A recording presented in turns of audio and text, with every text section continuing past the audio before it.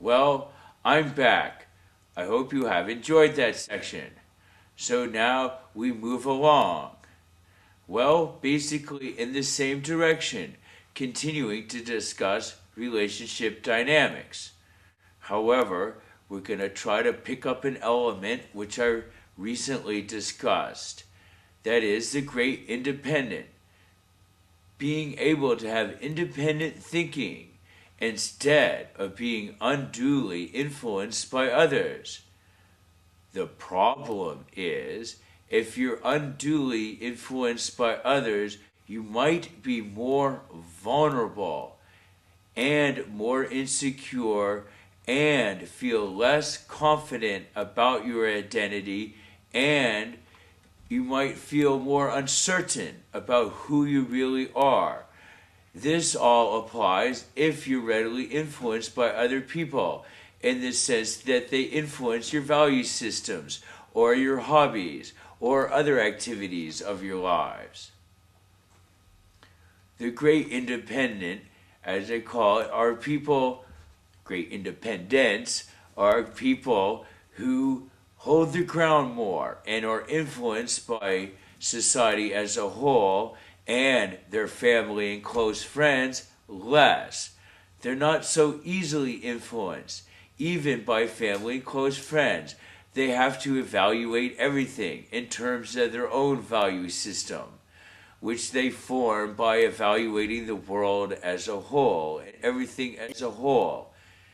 Keep in mind when you're doing this great independent thing, of course, it is best to start with a very wide base to evaluate yourself against. In other words, if you're in an isolated community or you don't have much interaction with people or you're limited because of your culture, this could be a little more tricky doing it properly and truly having a proper independent neutral stance. What could happen, of course, in those situations is you might be unduly influenced by the situation you're in, your culture, your town, or whatever. But you can still make strives anyway. Don't be discouraged. It will still be better than being unduly influenced. As I said, when you're unduly influenced by everybody around you, you lose your identity, you become more uncertain and more disillusioned readily and more vulnerable. When you have a more independent stand, you have less of those qualities to worry about. You have more continuity in your life and you're able to deal with change better.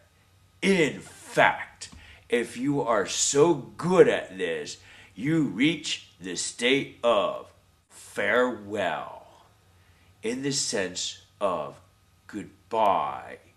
This is a very important concept which I learned one night during meditation.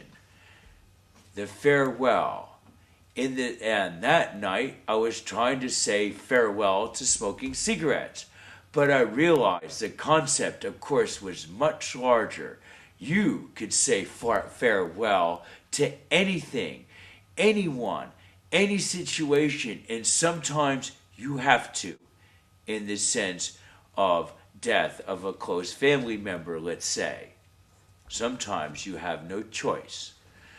But sometimes you might want to say farewell because it's a bad situation. And sometimes it's, things change. You move to a new town or whatever, and you have to say farewell. The concept of farewell, the concept of taking nothing for granted, the concept of you and me, everybody, are entitled to almost nothing. That's right. You're entitled to almost nothing. And the less you expect, the less you'll be disappointed.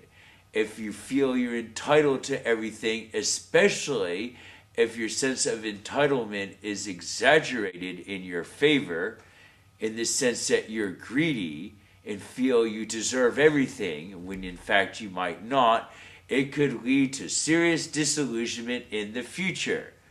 Especially, Okay, here you are. People who are meek and readily intimidated. Pay attention to the rest of this section. Here's how it goes. Here's the common situation.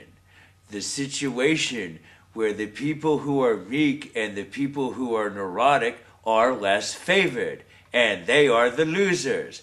So, for you meek and neurotic people to win out in your goals, pay attention carefully here. Anyway, here's how it goes. There's a very common pattern that pervades across, well, probably across all cultures and perhaps all times, where you have character disorder people and neurotic people. These are classifications done by psychologists, and everybody fits into one of the two sides. There are very few people who are right, balanced, perfectly in the middle, and are neither character disorder or neurotic. If you are neurotic, you blame things on yourself that might not be your fault. You take responsibility for more than you should. Well, I guess I'm a little neurotic myself, I guess. But anyway, the good news for us neurotic people are we are easy to work with psychotherapists. And often we can make progress that way. Unfortunately, you might be stuck in a relationship, you neurotic, meek person, into a dominant person who has a character disorder with an inflated sense of entitlement and an inflated ego. This could create problems, okay? Here's how it goes. Person with a character disorder, they blame their problems on you and other people and the world at large, and situational things. They don't take responsibility for much. They take less responsibility than they should. But they might act responsible and pretend to be responsible. Typically, this might be a strong, aggressive male who likes to intimidate people. Perhaps his coworkers, perhaps his wife, perhaps his children. Anyway, of course, the intimidating person could be a female as well. You know who the intimidator person is. The intimidating person blames their problems on you. The intimidating person wants to be in control. They want to manipulate things in their favor, often at your expense. You, being meek and neurotic, who might love this person with the character disorder, or they might be your parent or whatever, you have to put up with them and suffer for years and years under this intimidation. Is there a way to break free? Sure there is. You have to negotiate. You have to stick up with yourself. Form an alliance. Get friends and other family members with you. The more the merrier.